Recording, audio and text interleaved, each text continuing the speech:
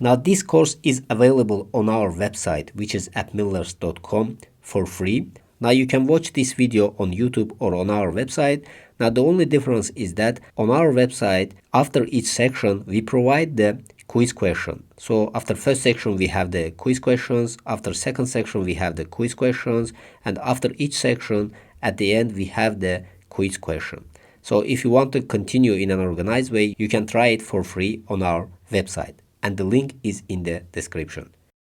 Alright, when you work with code, you need to work with Git. Git is a must-have tool that you can use for version control, collaboration, and managing open source. It's lightweight and it's easy to install, but it can be pretty hard to start using. Git has a lot of options. You can quickly get lost in all possibilities, maybe even giving up, thinking it's too complicated. Now the question is, why would you use Git and what problems we are trying to solve with Git? One of the big reasons to use Git is for version control. So let's say we have a scenario where we are working with the code and you have this on your local computer and you are working a file name called code1. You are making changes and at one point you think that, well, I want to keep track of the changes that I just made. So I want to try something different, but keep this file as a sort of backup. In this case, I can make the change that don't work out. Maybe you create a file called code2 and you start working on that file and you might reach that point again where you want to make the big change and make sure that you can go back to the previous version of this code. You might create code 2a because maybe those changes are not too big. And I think this is a process most people will be familiar with, where you create the code 3, then you are going to create the code final, then you are creating code final 2, then code final, and it continues like this. So you can keep going for these for a long time. This is where Git can really help you. Let's move back to the scenario where we started just with one file. So we have a code1 and next to that we have installed on our computer Git. So on the bottom we are working in our file explorer. Whether we are on Windows, Linux or Mac, this is where our files stored.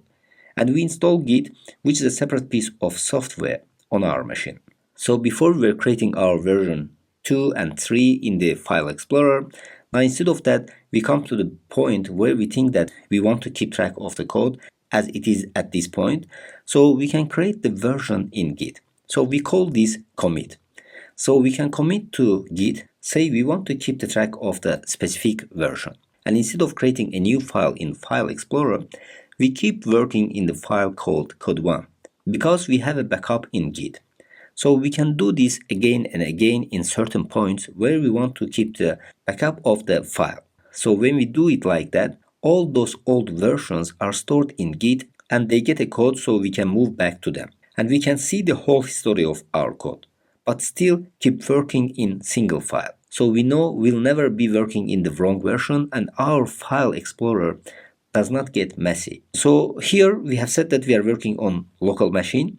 And this means that while we have a complete version control, we do have a risk of something happening to our computer and lose all files that we have. So Git can help you with that by using the Git Provider. So what Git Provider do is that it takes the complete history that we have in our local machine and store it in somewhere in the cloud. So if something happens with our device, we still have our code and everything that we worked on somewhere in the cloud. So we can easily access that one and download it in our local machine. So this is a bit simplified view of what's actually happening when you are using the Git. The important thing over here is to understand the concept.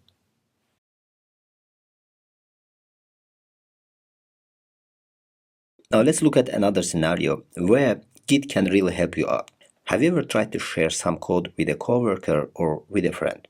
Let's say we have a code file 1 and we want to share it with someone else who wants to access it. Now you might want to send it through an email, and anyone who has ever tried this knows that it will often be caught up in a spam filter. So you might need to create a new extension and ask other person to change the extension back. And this always becomes messy. Now what other options do we have? We can use the USB sticks, but this is really a bit old-fashioned at this point. You can do it in SharePoint as well, but again, there might be issues with the spam and it might get messy if people start working in the same file in the SharePoint. You can do it using some sort of cloud provider, And also here, Git can help you to share it with your coworker. So we had our scenario already, where we had our local computer, where we are working with our code. And here we have another computer, which is our friends or coworkers' computer, who want our code to get into their computer and work on this. And there is a Git provider. So we can add the code file to the Git provider. So if you make a new version, we are going to keep adding them to the Git provider. And here we can make our code public if we want to, or we can add our coworker or friend to the repository where we are working on. At this point, they have access to our code and they can get this code in their computer. So they can either download it directly from the web interface, or they can install the Git themselves and make their own version control while they're working on this repository. So this is how Git can help you when you want to share some code with someone else. How can we use the Git to actually collaborate on code? So if we want to work with our colleagues or friends on the same code, we can do it using the Git. So let's set it up like this. So on the left, we have our computer and we are working on a code file. And we have added that file to the Git provider that's available here. And on the right is our friends or coworkers' computer who also wants to work on this file. So what they can do is they can use the Git and get their own copy in their computer. So they can make the change to that file and create the new version of that file. So when they are done, they can push it back to the Git provider.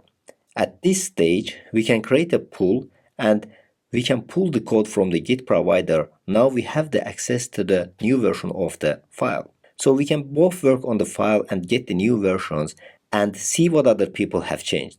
Of course, what could happen is that we both start working on the file at the same time.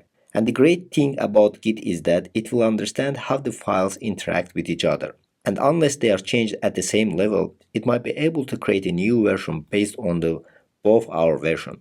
So Git has some intelligence for that. Although it's not always possible, if they are working at the same levels, we need to manually intervene and check what code we actually want to keep. But overall, Git is very good at checking how two files can be merged in one.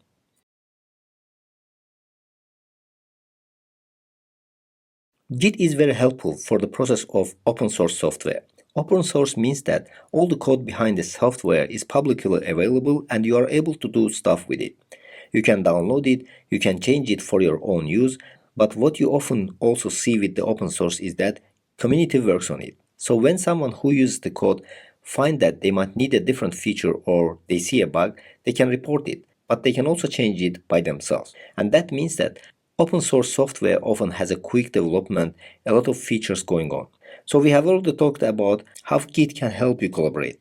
So that really helps with the open source software. So let's look at this scenario that we saw before, where we have the Git provider, where our code is stored, and from where we are working from the separate computers. Now this works well, but what if we make this bigger scenario? So let's say we have multiple users that are trying to change to the code at once. So you can see that this can get messy really quickly. And besides that, the basic code is the source code that's running on production. So you might not want everyone to be able to make the change to that because something might be broken on production. So that's where branches come in, and we are going to look at the concept of branching here. So let's look back to our scenario where we have two computers. Now we have our code that is stored in Git provider and we want to make the change. But like I said, we don't want to do it in the code itself because that might be running the production and a lot of other people are already using it. So we can create a branch and this is going to be the copy of the code at the Git provider. It's a direct copy, but nothing we do in the branch will be noticeable in the code itself. So we now take a copy from the branch to our local computer and start make changes to the code. So when we make the change, we can create the new version, and after creating the new version, we can push it back to the Git provider to the branch instead of the main code. And we can do it several times. So when we are ready, we know that we want these changes to be a part of main code. They can be merged with each other. And often you do this through a pull request, so other people might do a review before you add it to the main code. Once you completed that, you can delete the branch that we worked on, and this is a new situation. So this is the situation exactly same as it would be if we worked on the first branch when we started out. But when we worked on a separate branch, we keep some security and to have our own little workspace in a big project. So branch is very useful when you are doing the changes to the production code and some other people will review it before going to the production. And this is going to prevent the bugs and broken codes from the production code.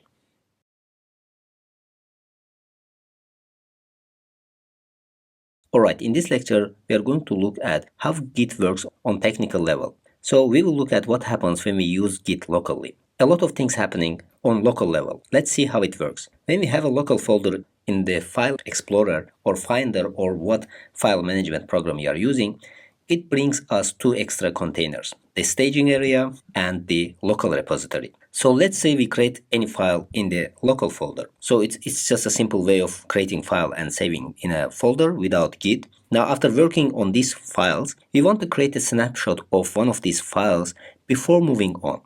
So instead of creating the copy of these files, we can create the snapshot using the Git. So we want to grab the current state, then we need to decide what changes we want to make as a snapshot. To do that, we are going to add this file to the staging area. To be able to add this file to the staging area, we are going to use the git command, which is called add. Then we are going to put file name. So it's going to be git add file name. So this is going to add this file to the staging area, or you can use git add dot. This means that all files that we have in our local folder is going to be added to staging area. So this will add all changes to the staging area. Once we are happy with the change, we can create a snapshot. To do that, we need to add the files to the local repository. So to add them to the local repository, we need to use the git commit. The local repository will keep a database with all changes that were stored in these snapshots. We can still continue to work on our local folder, but we have a snapshot with the state of the all files at that specific time. So by using Git locally, we can create a snapshot of what has happened and move back to all versions of the file if we want to, without having to keep the track of all those changes in the file explorer. So this means that without using the remote repository, we can use the Git locally and keep the track of the all changes in our files without copying them in the local folder. So that's what happens when you are using Git locally.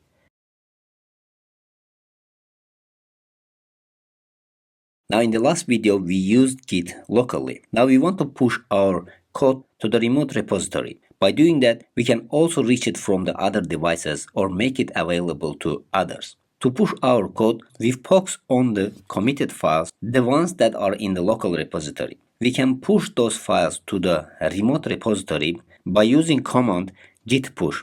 That's all we need to do. So in this case, as we mentioned in the last video, we have the files in the local repository. So if I just put the git push command, it's going to push the all files to the remote repository. So all files that were committed are now pushed to the remote repository. Now let's say we are on a different device and we want to get files that are in the remote repository to our local device. Or maybe we are working with the repository that other people have added the code. In this case, we are going to use the git pull. So git pull command pulls the all files not only to our local repository but also to our local folder. So now we can work with them and we will always have the latest version. So whenever we want to put the files from local repository to the remote repository, we are using git push. Whenever we want to get the files from the remote repository to our local repository and folder, we are using git pull.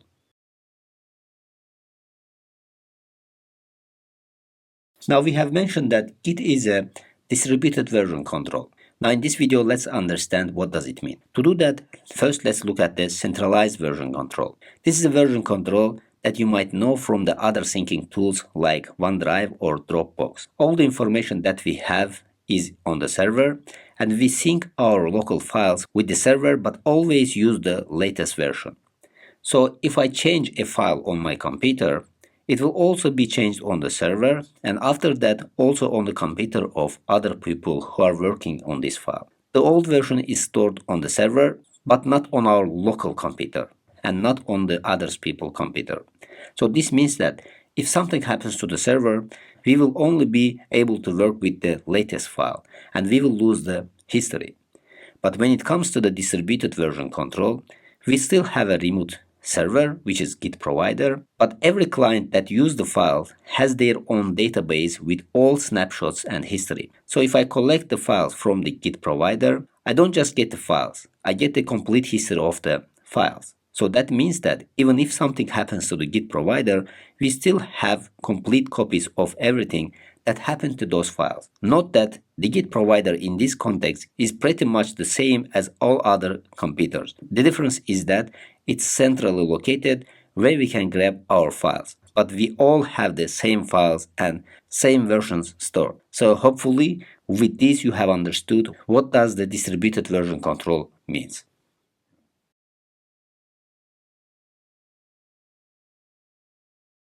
Alright, in this video we're going to download Git. So to be able to download the Git, all you have to do is you just need to search on Google Git download. So it's going to open this git-scm.com. So I'm just going to select this. Then it's going to open the website where we can download the Git for Mac OS, Windows and Linux. So in my case I'm using Mac, but whatever operating system that you are using, you can select that one. So for example, if I select Mac, you will see that it's showing the various ways of installing the Git. So you can use this command using the terminal or this command, and it continues like this. So if I just go back, for example, for Windows, you can just download it based on your version of operating system, or you can just run this in the CMD. And in case of Linux or Unix, these are the commands that you need to run. So as I mentioned, in my case, I'm using for Mac.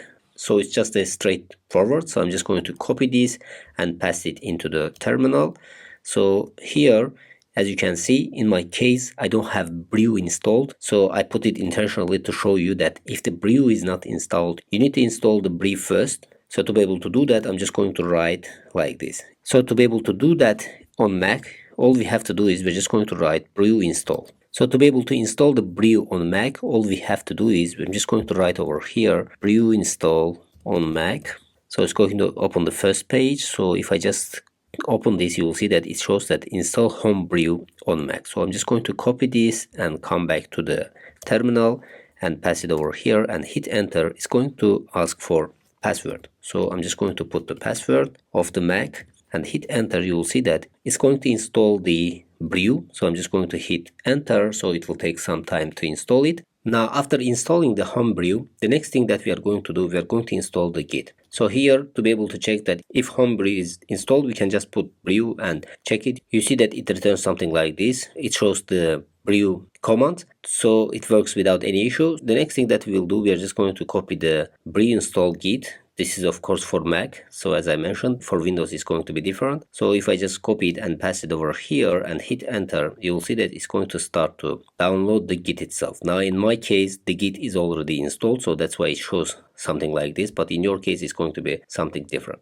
Now the next thing that we are going to do, we are going to configure the Git. Now to be able to see the configuration files in the Git, all we have to do is we are just going to put git config, then 2-, then we are going to write list. So this is going to show the configurations in the Git. Now in my case, you see that we don't have too much configuration, but when it comes to yours, you might have different configurations. Many settings will be set by default, but if you are using the Git, you need to add 2 more configuration over here, your name and the email that you are going to use with the Git provider. So in our case, we are going to use the GitHub. So the email that you are going to put over here is going to be the email that you registered in GitHub. So what I'm going to do, I'll just go ahead and put the configurations. So to be able to do that, we just need to provide the git config, then global, then I'm going to put user.name. Then we need to provide your name over here. So in our case, I'm just going to put 𝗘𝘀𝗀𝗲, then hit enter. You see that nothing happens. So you can go ahead and check the configuration one more time. You see that in the username, I have 𝗘𝘀𝗀𝗲. Then I'm going to go ahead and similarly provide the email. So instead of name over here in the same command, we're just going to write email. Then you need to provide your email over here. So in my case, I'm going to provide my email. So in your case, you just need to provide the email that you are going to use with the Git provider. So in our case, it's going to be GitHub. So after providing everything, the next thing that we will do, we are going to go ahead and set up the remote repository.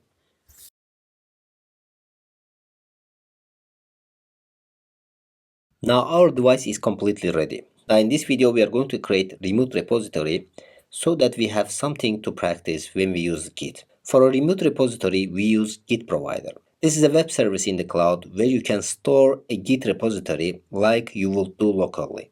Because it's in the cloud, you use it as a source to pull code to the other computers. There are few different providers that you can use, like GitHub or GitLab or Gitbucket. The good thing is that although the interfaces might be different, they all use the same concept. So if you know one of them, you can use others as well. For our example, we are going to use GitHub. So to be able to create the repository in GitHub, all you have to do is you just need to go to github.com. Then if you don't have any account, you just need to click sign up and register. So once your account is ready, you can log in and create a new repository over here. So after opening the homepage, you will see something like this. So here we have a new button. So all you have to do is click new and create the repository. So we will provide the first repository name. So I'm just going to put the Git repo, something like this. So be careful not to put space over here because it's going to be the part of the URL of our repository. Then we have description over here. So we can go ahead and put the descriptions, but this is optional. You can provide it or not provide it. So in our case, I'm just going to provide educational Git repo. Then you can select it public or private. So when you select the public, anyone in the internet can see it, and when they commit on it, you can choose it. But when it's private, you are the only one who can see it and commit to this repository. So I'm just going to select the private. Then we can go ahead and put the files over here. So in any Git repository, it's highly recommended to put the README file as well. So I'm just going to select this. So for now, I'm just going to ignore this part. You don't need this part. All you have to do is you just need to create the repository. So with this, our repository is ready. Now the next thing that we are going to do, we are going to clone this repository to our local machine. So to be able to do that, all we have to do is we are just going to go ahead and click on this code. Click the code that we have over here, then you will see the link. So we are just going to copy this link and come back to our local machine where we have installed the Git. So all you have to do is you just need to open terminal in Mac or CMD in Windows. So then here I have created a folder for the Git repositories. So I'm just going to move to the Git repositories. So I'm in the Git repositories. So I'm just going to clear this. Then to be able to clone the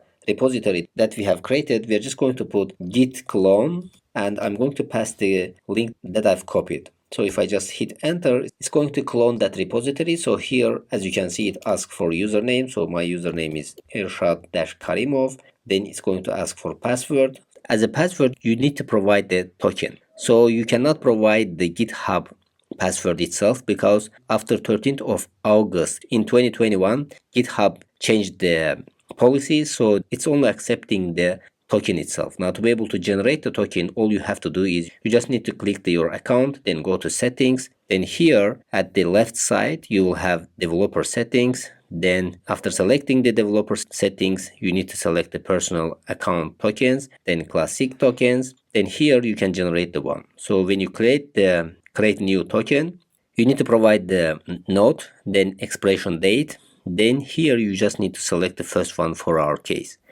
Then create the token. It's going to generate the token for you. So when you generate the token, all you have to do is copy the token and provide it as a password in the terminal or CMD.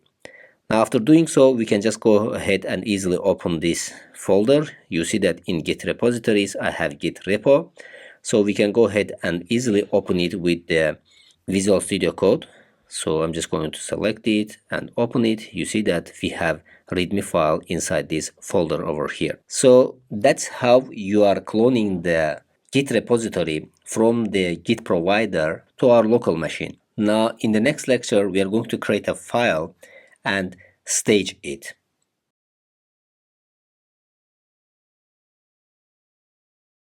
Alright, in the previous lecture, we have cloned the remote repository into our local machine. So to see how it works, we are going to start off by creating a file and staging it. So here we have opened it using Visual Studio Code. So I'm going to continue to use the Visual Studio Code because it's consistent among all operating systems. So you'll always have the same experience. But if you want, you can create the files with whatever tools you have available on your operating system. First, I'm just going to go ahead and create a file in this folder. So I'm going to name the file name example.txt. So inside this file, we can just go ahead and put sample text. Then I'm just going to go ahead and save this. So after saving this, we can now go ahead and add this to the staging area to make sure that Git understands that I want to save this file in the next commit. So here I'm going to open the terminal. So if it is not available in your case, you just need to select the view and terminal. Then in the terminal, I'm just going to go ahead and put git then space add. Then all we have to do is we just need to provide the file name. So in our case, the file name is example.txt. Then after doing so, I'm just going to go ahead and hit enter. You will see that it's going to come to the repo one more time, so it's not going to print out any message. So in this case, instead of writing the file name, we can just go ahead and put add dot and hit enter. It's going to add all files to the staging area. So in this case, if we have any changes in readme file, it's going to add that file as well. Now these two files currently are added to the staging area, so they are going to be considered for the next commit. So when you are committing the files, you just need to check the status of the files. So if you are not sure that there are files in the staging area, we can always go ahead and use Git Status to check the status. You will see that in this case we have only one file, which is example.txt. So we can just go ahead and commit locally, and here when you are committing, you just need to put the message as well. So I'm just going to put over here git commit, then we're just going to put -m, then over here we just need to provide the commit. So I'm just going to put added example.txt, then I will put it inside the quotes, then hit enter. You'll see that it's going to show something like this. So I'm just going to make it like this. So here you see that it shows that added example.txt, one file changed and one insertion. So with this, we have successfully added file to the staging area and committed it. This means that locally a snapshot has been created with the state of this file. So if we check Git status right now, you will see that it will say that the branch is ahead of this and nothing to commit. So everything committed. Now in the next lecture, we are just going to go ahead and push these changes to the remote repository.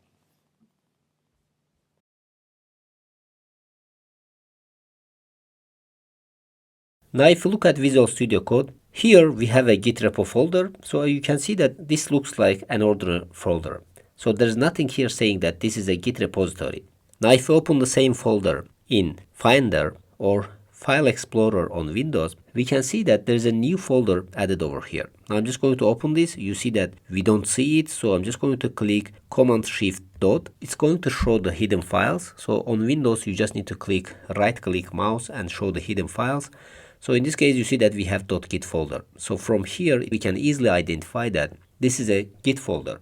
So in this folder, there are a bunch of different files, and it stores everything that makes our local folder as a Git repository.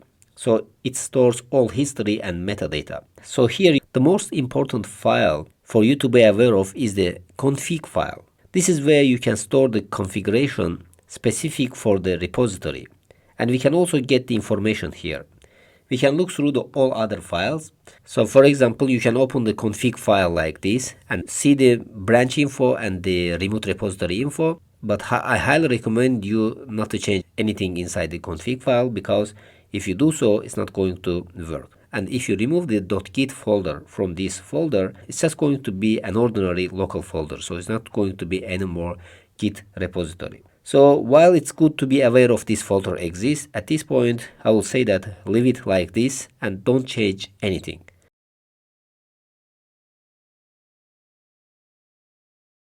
Now in the previous video, we have created a new file and added to the staging area, and we have committed to put it in the local repository. Now here again, if I just go ahead and put git status, you will see that here there is nothing to commit. And if you look at this message, you will see that your branch is head of origin main by one commit, and it says us what to do. So here it says that use Git Push to publish your local commits. So when we use the Git Push, it's just going to push the whatever we have in the local repository to the remote repository. So I'm just going to go ahead and put over here Git Push and hit enter. You will see that everything pushed to the remote repository in this link. So in my case, I have already logged in. If in your case it's not logged in, it's going to ask for user and password. So what I'm going to do to be able to check that if this is pushed to the remote repository, we can just go ahead and open the interface. So I'm just going to refresh it, and to see that if the file is in the remote repository, so we see that example.txt file is in the remote repository. So that's the code that we have inserted. So as you can see, we have successfully pushed the local changes to the remote repository. So someone else can easily come and take this into their local repository and use this one.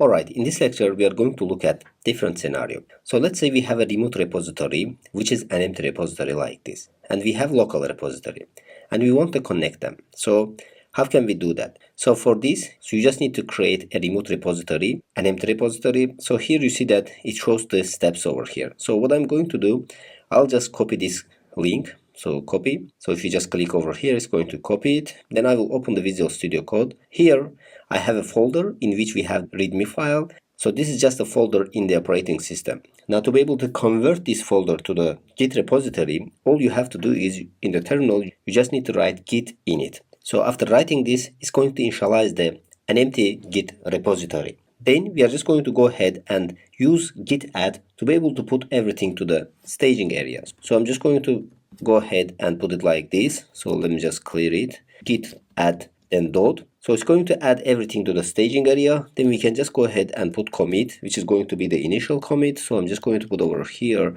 as a default message initial commit. So you see that one file is changed. So README file is added to the staging area. So we have successfully committed this.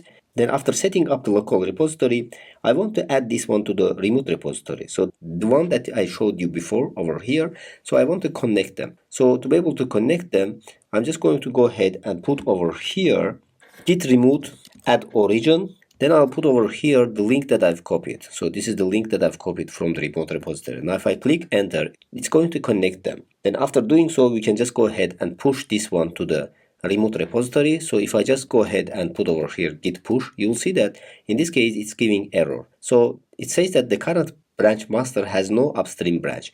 So there is no branch in the remote repository. Even after giving this error message, Git provides us with the solution.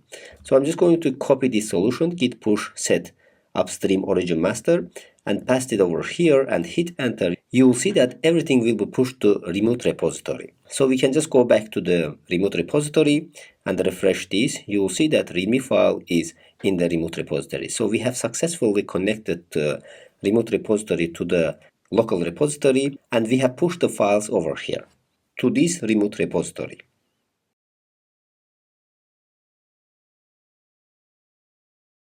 Now we are able to use Git. Now there are a lot of things that we can do with Git when we are interacting with our files. So one of the most powerful commands that we have in the Git is Git Status. Git Status will always tell you how your Git repository is doing. It will often also tell you what you might want to do to get yourself out of the situation. So let's see how this is working. So in our Git repository locally, I'm just going to go ahead and create sample.txt file. So here I'll just put sample text, then save it. Then if I just go to the terminal and check the Git status, you will see that here it says that there's a file that is untracked, which means that it's not in the staging area yet. It also shows me what can I do. So I can use the git add file to include it that will be committed. So I'm just going to go ahead and put git add. Then you can provide the file name. So in our case, the file name is sample.txt. Then after doing so, we can just go ahead and check one more time the git status. So if I click it, you'll see that it says that your branch is up to date with origin master, but there are changes that needs to be committed. Here also, it shows me what to do if I don't want to commit it and I want to get back it to the working area instead of the staging area. So we can use the git restore or git commit. So in our case, I'm going to use git commit. Then I'll put the command. So let's say adding sample.txt. So after doing this, it's going to commit it. So I'm just going to clear the console to see it more clearly. Then one more time, we're just going to put over here git status. Now after putting the git status, you see that there's nothing to commit, everything is tracked. But here it says that your branch is ahead of origin master by one commit. So this means that we need to use the git push to publish our local commits. So to be able to do that, I'm just going to use the Git Push. So as you can see here again, Git Status provides us what to do and the command itself. So I'm just going to put Git Push. So everything will be pushed to the remote repository. Then one more time, if you put Git Status, you'll see that it says that your branch is up to date with origin master. So nothing to commit and working tree is clean. So you can always use Git Status to see how your repository is doing, and Git Status also provides the options for you what to do in your case.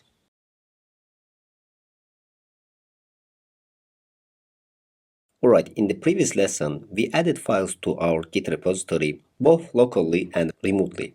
But one of the great things of Git is that it can help you keep track of the changes in files. So the good news is that committing to change to a file is pretty much same process as the committing a new file. So in the previous lecture, I have created this sample txt file. So what I'm going to do, I will add new line to this file. Now if I just go back to the Git and put over here Git status, you will see that it says that in sample txt file, there is something modified. And these changes did not add to the staging area. So I can just go ahead and put over here add, then I'll put dot to add everything. Then we can just go ahead and check one more time Git status. You will see that we need to commit it. So it says that we need to commit it. So I'm just going to clear this and I will put git commit. Then let's just put comment. So I'm just going to put adding new line, then hit enter. You'll see that everything is committed. So a snapshot of my file in the Git repository has been created and I will be able to read those changes. Now the question is, what's going to happen if I want to actually see what changes have been made? Now in our case we have only 2 files and it's easy to keep track now, but when we have more files it's going to be really difficult.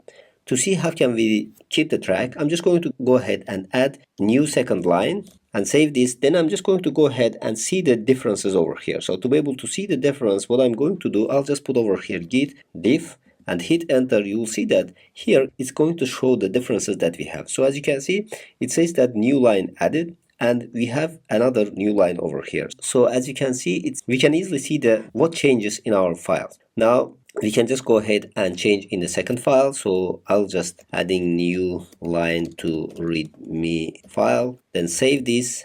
Then I'm just going to clear the console. One more time, let's just put git diff. It's going to show the differences between these 2 files. So here also you see that it is showing for readme file also what is changed in readme files. So this way we can keep track of what's going on before actually we commit the stuff. Now here I want to mention that after adding the staging area, it's possible to see the differences as well. So what I'm going to do, I'm just going to go ahead and add second line to the readme file. So it's going to be like this, then save this. Then I'm going to put git status. Then let's just go ahead and add this to the staging area. Now if I just clear the console and I'm just going to put over here git diff dash dash, then we can just check for cached file. So if I just put over here, you will see that even after putting to the staging area, we can able to see the changes by using this command over here, git diff dash dash cached. So here we have the same overview that we had before.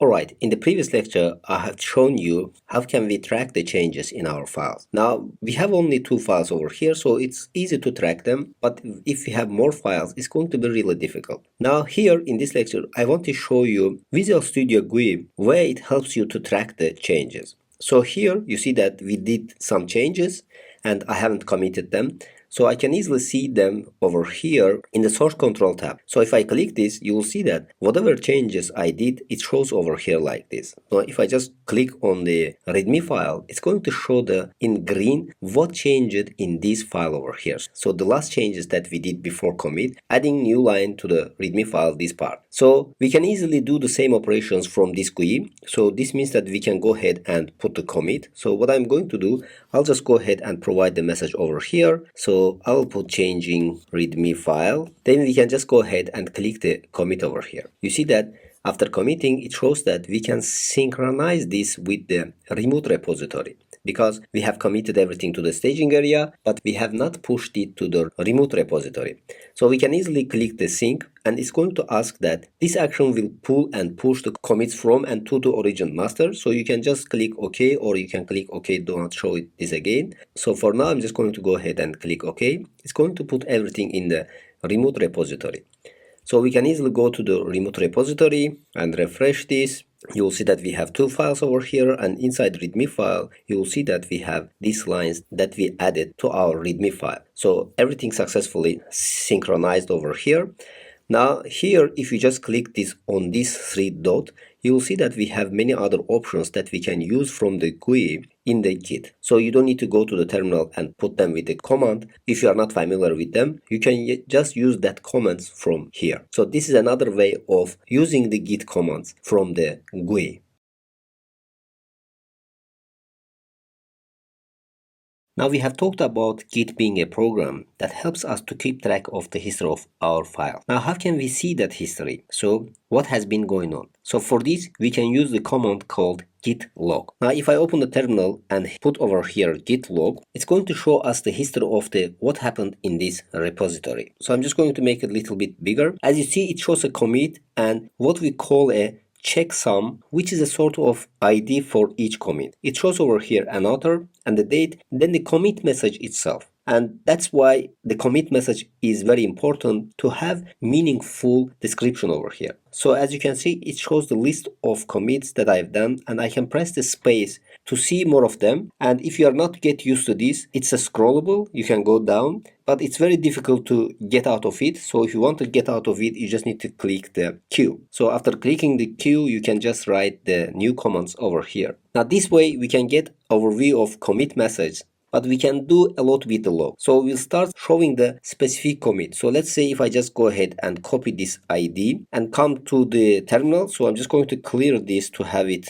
properly over here. So I'm going to go ahead and put git show, then I'll pass the ID that I've copied and hit enter. You will see that it's going to show everything for that specific commit. Now if you want to see it for all commits, so here all we have to do is we are going to put over here git log and -p. So in this case, it's going to show the same thing for all commits. So you can just click the space and see the details of all commits. Now one more time, if you just want to get out of this, you just need to click the Q, and then I'm just going to clear this. And another great thing about git log is that if you are using branch in your Git, to see the visualization of the branch, all you have to do is you just need to put git log, then -- graph and hit enter. You will see that in this case, it's going to show the visualization with the commits for each graph. Now you can also search for a specific word inside the commits that you have done. So to be able to do that, it's going to be git log -- graph is equal to, then here let's say I'm just going to put inside the quotes sample. It's going to show the commits where we have the sample. So as you can see, this is the commit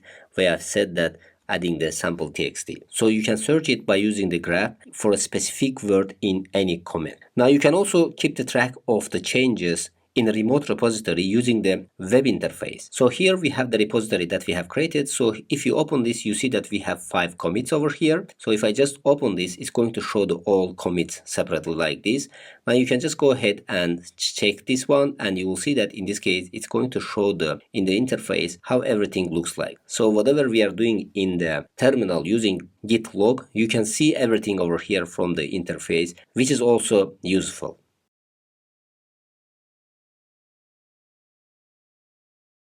Now let's look at what happens in Git when we delete the files. So if I just go ahead and delete this sample txt file, what will happen in the Git? So I'm just going to right click on this and I will select delete. So as you can see, it's going to move this one to the trash. So it's deleted from here. Now after that, I'm just going to go to the terminal and put over here git add and hit enter. Then we can just go ahead and commit this. So I'm just going to put git commit and put the message saying that delete sample txt, then hit enter. So I put over here one quote. So I'm just going to put double quote over here. And it shows now that one file has changed and everything was deleted. And the file now is gone from the interface.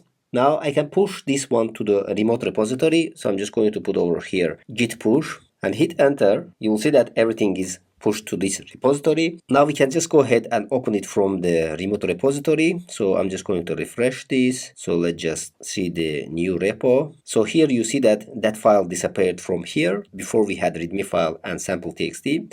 Now it is disappeared. Now we can easily go ahead and see the content from the commits. So as you can see, this is the last commit that we have pushed over here. Now we can open this. You will see that it shows the content of that file we have deleted. So we can always come here and get back the content of the file that might be deleted. Now in this lecture, let's see what will happen in Git when you rename a file, because it might seem a little bit unexpected. So what I'm going to do, I'll just select this sample file and let's just go ahead and right click on it and rename it. So I'll just put over here my sample file. So I'm just going to click on this, so you'll see that it changed the name of the file. Now, what I'm going to do, I'll check it from the Visual Studio Code, see what happens. So here, if I look at the source controller, what I can see over here is that it's actually creating a new file. So sample.txt file was deleted and my sample.txt file was created with completely new content. So at this stage, Git does not understand that these are the same files. But what we can do is we can add those changes to the staging area, then Git will understand it. So here I'm just going to go ahead and put git add dot and hit enter. It's going to add that one to the staging area. So after that, you will see that it shows over here that it is renamed. So when you come on this, you will see that it says that my sample.txt index rename. So now, after adding to the staging area, Git understands that this is the same file that has been renamed. But at first, before adding to the staging area, Git is getting confused and it understands that these files are same file with a different name. So there's another way also we can change the name of the file using the git command also. So here, to be able to do that, all we have to do is we're just going to put git mv. Then I'm going to put the file name. So in this case, file name is mysample.txt. Then I'm going to change it to the sample.txt, revert it back. If I hit enter, you will see that in this case, it has changed the file name to sample.txt, and this one adds this automatically to the staging area. That's why in the source controller, we don't have any confusion that we had before. So both ways are applicable for renaming the file. You can choose whichever more comfortable for you. So that's what happens when you rename the file in Git. Alright, till now we have been working with the files. Now, what about the folders? We can use the folders in Git also, and we can keep the track of them. So to be able to create the folder, first I'm just going to go ahead and create two files over here. So let's just bring back the sample.txt. Then I'll create another file over here, mysample.txt. Then just let's put sample text over here. I'll put my sample text, and let's put for this one also sample text, and save this. I'm just going to quickly add this to the staging area. Then let's just commit this. Then let's just git push this. So it's pushed to the remote repository. So if I check it with the git status, you see that everything is up to date. So I'm just going to clear the console. So what I'm going to do, I'll just go ahead and create a new folder. So let's just name it first folder. And I'm going to take this sample.txt file and move it inside this folder. So I'm just going to move it. And let's just put another sample.txt file also to put in the first folder. So what I'm going to do, I'll just go ahead and create another folder. Let's just create second folder. So in the first folder, we have two files. In the second folder, we don't have anything. So what I'm going to do, I'll just go ahead and add these ones to the staging area. So after adding it, I'm just going to commit and put that saying that we are adding folder structure, then hit enter. Then what I'm going to do, I'll just push this to the remote repository. So as you can see, everything pushed to the remote repository. Now if I go back to the remote repository and open that new repo, you'll see that in this case, this first folder is created over here, and inside this folder we have the mysample.txt and sample.txt files. Now if you look at careful over here, you can see that the second folder that we have created is missing in the remote repository. So what happens over here is that whenever we are creating empty folder, Git does not take that one into the account. So Git does not keep track of empty folders. So if the folder is empty, it's going to be ignored and you're not going to see it in anywhere in the staging area. Now, if this folder is very important and you want to keep this folder in the Git, all you have to do is you can just create a new file inside this folder, call it .git keep, and put it like this. Now in this case, if you repeat the steps by adding this one to the staging area and adding second folder by putting the commit as a second folder, then if you put git push, you will see that this one also will appear in the remote repository. So I'm just going to refresh this one, and you will see that second folder exists in the remote repository, and we have over here .git keep file. Now, if in the future you have files in the second folder, you can just go ahead and delete this .git keep file and have other files. But if it is empty and this folder is important for you, you want to keep it in the folder structure, all you have to do is you just need to create a .git keep file inside this folder and push it into the remote repository. So that's how the Git works with the folder structure.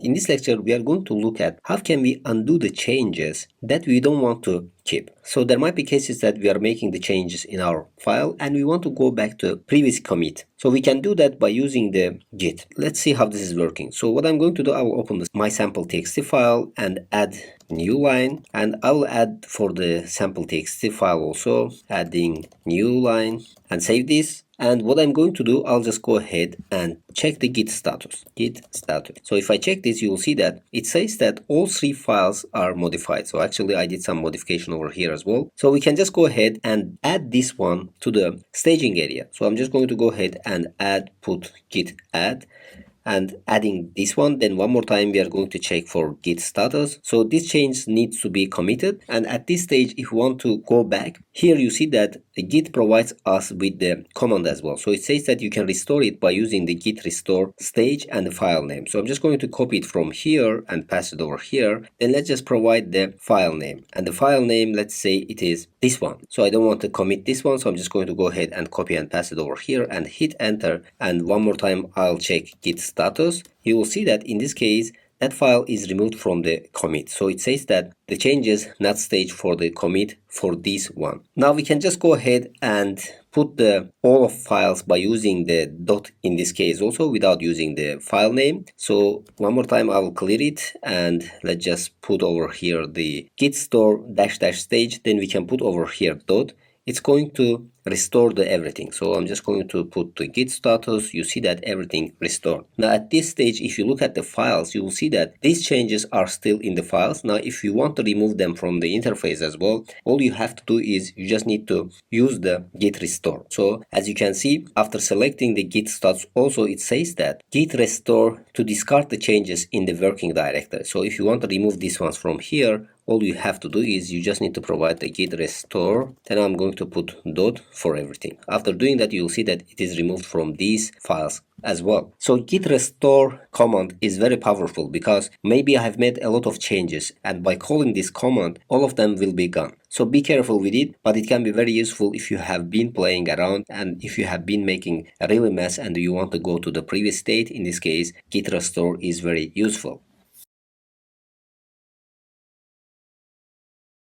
Till now, we have been talking about how can we use Git version control and how can we keep the track of the older versions. Now, how does actually this work? So how can we go to the previous date or previous snapshot or previous commit? So let's see how this is working. So to be able to see that, first we need to get the history of the commits that we have done. So in this case, as I mentioned before, we are going to use the git log. So what I'm going to do, I'll put over here git log -- one line. It's going to bring us the commits that we have created in one line. So in this case, you see that when you put the git log itself, it's bringing a lot of information, but in this case you can just see the old commits with the shorter ID. So you can use this ID to go back to the previous states. Now these IDs over here are unique. To be able to refer the old versions, we can just go ahead and use the git checkout. We need to use the git checkout. For example, I'll go back to the stage where I'm adding the folder structure. So I'll put over here git checkout, and I'm going to pass that ID and hit enter. You will see that in this case, the second folder is disappeared because we have added that one after the first folder, and when we add them, second folder was empty and it's not tracked by the Git itself. Note that currently I don't have a working copy now. I'm in detached state, which means that I cannot add this to the current version. It has nothing to do where my code is right now. So this is really helpful if you want to watch to the history, but here you cannot go and make changes. So to be able to come back from this stage, all you have to do is we're going to use the git checkout with the name of the branch. So I'll clear it. So I'm just going to put git checkout. So name of branch mainly is main. So I'm just going to put it like this. So it's not main. So in our case, it's master. So I'll just put the master. So it's going to bring everything back over here. So as you can see, second folder comes back also.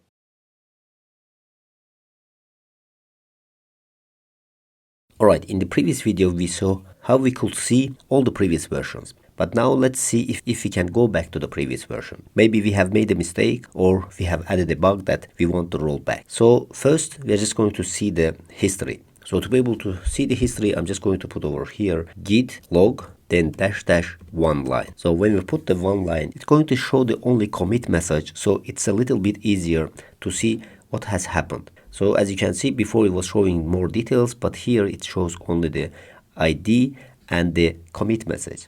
So let's say we want to go back to the stage where we didn't have the second folder.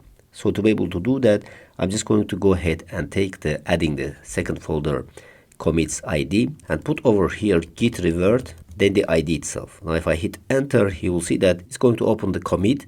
I'm just going to close this and it's going to revert back to that stage. Then we can just go ahead and put git status. So after putting the git status, you will see that a new log added over here, a new comment. So it says that revert adding the second folder. Now the important thing over here is that I'm not actually going back into the history because that's considered bad practice, because I want to keep the track of the history, and there's a big chance that you might going to cause issue if there are other people using the same code. If we look to history with the one line again, we can see that there's actually new commit, which is revert adding the second folder. So instead of removing the part of the history, I'm adding extra history that tells that I went back to the previous stage. So we can go back to this stage also by bringing up the second folder. So I'm just going to clear this. Then we can put git revert and put that ID. And one more time, you will see that it's going to open the commit message. So I'm just going to close this. You will see that the second folder comes back. So if I just put over here git log one line, and you will see that it's going to add saying that reapplying the adding the second folder. So before it was adding the second folder, now it is reapplying adding the second folder. So every time when we go back, it's going to create another history over here for that one. And this is very useful to bring everything back whenever you want to go to in any commit stage over here.